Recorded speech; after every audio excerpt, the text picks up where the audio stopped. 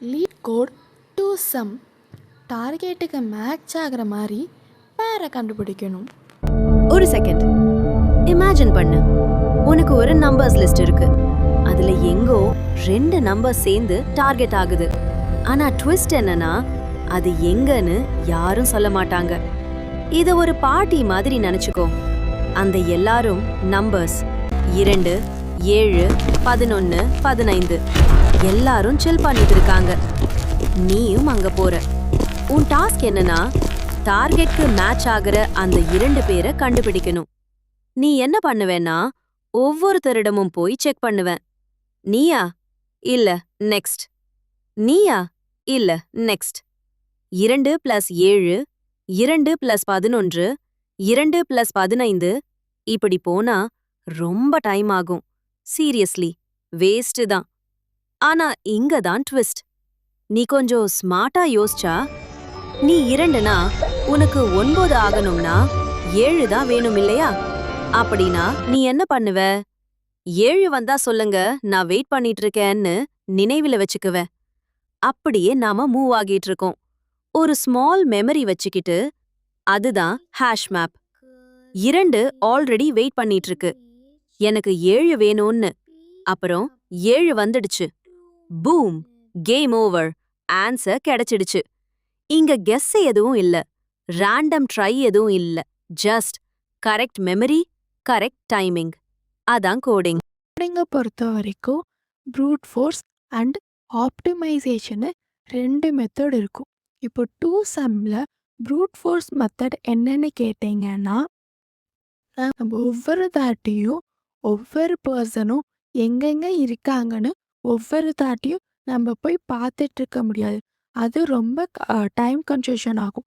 இப்போ எக்ஸாம்பிளுக்கு ஃபர்ஸ்ட் 2 இருக்குன்னா, இப்போ எனக்கு 9 தான் டார்கெட்டுனா 2 எந்த நம்பரு கூட ஆட் பண்ண எனக்கு 9 கிடைக்குதுன்னு பார்க்கும். இப்போ நான் போயிட்டு 2 எடுக்க 11 கூட மேட்ச் பண்ணுறேன், எனக்கு 9 கிடைக்கல. அப்போது நீ இல்லை. நெக்ஸ்ட்டு 2 இருக்கு, 15 கூட ப்ளஸ் பண்ணுறேன், எனக்கு இதுவும் 9 டார்கெட் 9 கிடைக்கல. இப்படி நான் ஒவ்வொரு நம்பராக போய் பார்த்துட்டு இருந்தேன், எனக்கு நிறைய டைம் கன்சூஷன் ஆகும். அதுக்கு பதிலாக தான் நம்ம ஆப்டிமைசேஷன் மெத்தட் யூஸ் பண்ணுறோம். இதில் எப்படின்னா, இப்போ நான் தான் 2னா எனக்கு டார்கெட் வேல்யூ ஃபைன் பண்ணுறதுக்கு எனக்கு 7 கிடைக்கணும். இப்போ நான் போயிட்டு நான் 2 எனக்கு இப்போ 7 வேணும் அப்படின்னு சொல்லிட்டா மெமரி போயிட்டு 7 ஃபெச் பண்ணிட்டு கொடுக்கும். ஃபர்ஸ்ட் நம்ம ஒரு ஃபங்க்ஷனை க்ரியேட் பண்ணுறோம். இதுக்கு நம்ம நேம் 2 சம்னு வச்சுக்கிறோம். அதுக்குள்ள நம்ஸ் டார்கெட்ஸ்னு இன்புட்ஸ் வாங்குகிறோம். நம்ஸ்ன்றது லிஸ்ட் ஆஃப் நம்பர்ஸ், டார்கெட்டுன்றது நம்ம ரீச் ஆகணும் ஒரு சம்மு. அதுக்கு சீனுன்னு ஒரு எம்டி மெமரி வாங்கிக்கிறோம். ஏன்னா நம்ம ஆல்ரெடி பார்த்த நம்பர்ஸை எங்கே இருக்குன்னு நினைவில் வச்சுக்கணும்ல. லாஸ்ட்டாக சொன்ன மாதிரி ஒவ்வொருத்தரும் ஒவ்வொரு பொசிஷனில் இருக்கலாம். இந்த பார்ட்டியில் ஒவ்வொருத்தரும் ஒவ்வொரு இடத்துல இருக்கலாம். அப்படின்னு வேல்யூ கூட ஒரு பொசிஷனையும் நம்ம ஸ்டோர் பண்ணி வச்சுக்கிறோம்.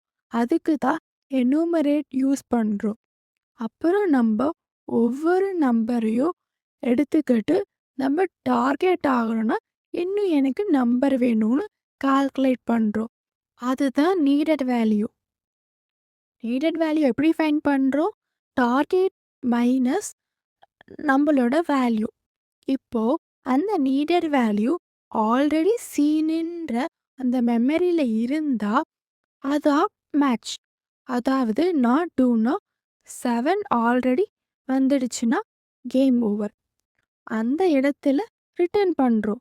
ஆல்ரெடி ஸ்டோர் பண்ண நம்பரோட பொசிஷனும் ப்ளஸ் இப்போ இருக்கிற நம்பரோட பொசிஷனும் நமக்கு கிடைச்சிருச்சு. Everyone else gets it, match but you're just number staring எங்க இருக்கு? at the screen.